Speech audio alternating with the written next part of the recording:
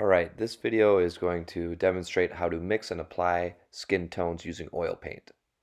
I'm going to use a limited palette here with just a couple colors. I have yellow ochre, cadmium red, cerulean blue, raw umber, ivory black, and titanium white. Now the first thing that I'm doing is mixing up a main batch of pigment that I'm going to work from. To do this, I'm using mostly yellow ochre, red, just a touch of blue to desaturate it a little bit. And now I'm using some white to make sure that when I tint it, it's in the ballpark of the tone that I want. And I think of this as kind of like a mid-tone. It's the hue that's least affected by a highlight or a shadow. And uh, and so that's a good place to start. And if you're happy with that, I'm going to start building my shadows and my highlights off of it. So to mix a shadow, I'm using a lot of red and raw umber, and to mix a little bit of a transition shadow, I'll use a little bit more red, a little bit less raw umber, and you can see that I'm pulling from that main batch too. And and going over these transition areas and trying to get it so that there's some unity between the shadows, the midtones, and the highlights. So that's why you see me again kind of going over this transition area and trying to get a good idea of what all these different tones are going to look like.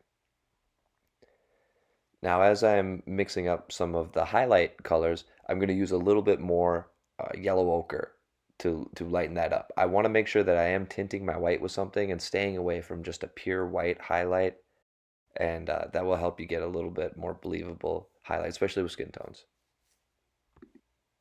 Now I'm going to jump over and make a value scale, and I want to see a couple things when I'm doing this. I want to make sure that I'm going from light to dark, because I still need to worry about my values, my lights and darks to create a convincing forms. But I also need to make sure that the different colors that I'm mixing up have the same sort of temperature. They have that consistency and that unity through them, and there's not one that's, kind of way out there. And that's an example of a little bit of a warmer value scale. And I'm going to show you how to mix up a cooler one as well. So to do that, I'm going to continue to pull from that main batch. And now I'm just going to add a little bit more blue, a little bit more raw umber. And you could be doing this for a variety of reasons. You could be thinking about the temperature of the setting that your subject is in, which is what I'm going to demonstrate. You could be thinking about just trying to cool the shadows a little bit. Maybe it's just a different skin tone in general. There's a lot of different reasons. But I'm going to go and do a value scale to the right again, and I'm trying to do the same things, trying to make sure I'm going from light to dark, and I'm trying to make sure that I have a consistent temperature through it, and that there's unity between these different colors that I mix up. And you can see how it definitely is a little bit cooler. It doesn't have the same red and orange that the top one has. So this sphere, I didn't have anything drawn down, so I'm just sketching up with an umber and turpentine wash, and I'm just sketching a sphere, separating it into lights and darks, starting with the core shadow and the cast shadow, and so on. But this one on the left is going to be a cooler sphere, and the one on the right is going to be a warmer sphere. I'll have blue light for the one on the left, and I'll have red light for the one on the right. But I'm going to start these pretty much the same. I'm going to mix up a nice big batch of that light value there using the main batch, a little bit more white, a little bit more yellow ochre, and then I'm going to throw that down into the center light area. And it's okay to do that relatively thickly. And the next thing I'm doing is mixing up some of those midtones. And so this is the color that's going to go right above the core shadow. You can see I'm adding it to both of the spheres, so I'm really not changing much yet. Add maybe just a little bit more red there for the one on the right, but pretty close still. So again, add that to the area right above the core shadow, and then I'm also going to add some of that color to the reflected light area. Now, I'm going to adjust this later, but I want to get that down there to begin with, just a little bit. Mix up a nice shadow here with lots of raw umber and red, going over the core shadow, making sure that my brush marks are following the surface of the form that I'm trying to create. And that's not the only way to do it. You don't have to, but I do find that it is a good practice for beginners.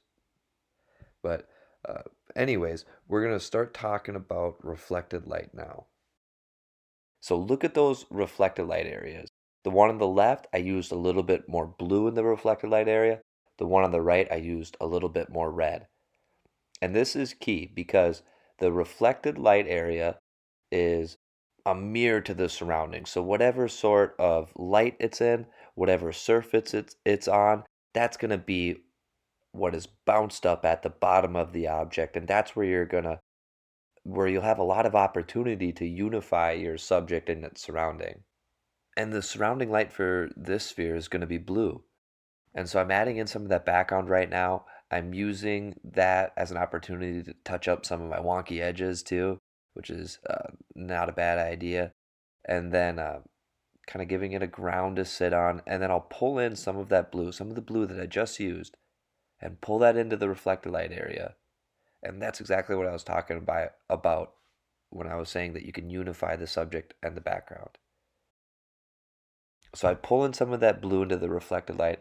I'm doing a little bit of blending right here using, it's called an oval mop brush.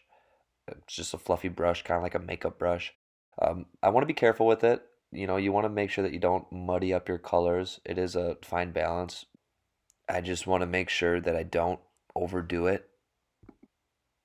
So I used it to blend some of my skin tones, some of those mid-tones. Now I'm using it to blend the edges a little bit.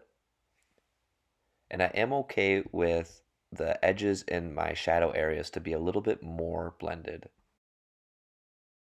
And I'll have those edges be just a little bit fuzzier. But one of the things that happened is I lost some of those darker values, and so I'll just mix up a darker value again and add that into the areas that I need those darkest values of the core shadow and the cast shadow, and bring some of that back. Now I'm working in the light area. I'll throw down just a big glob of paint and then kind of work the edges of it out. And I like to do this. I like to build up the thickness in this area.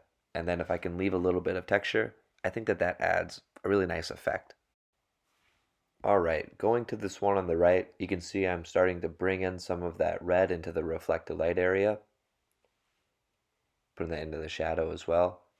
I'm using that blending brush and pulling that surrounding light into the reflected light area.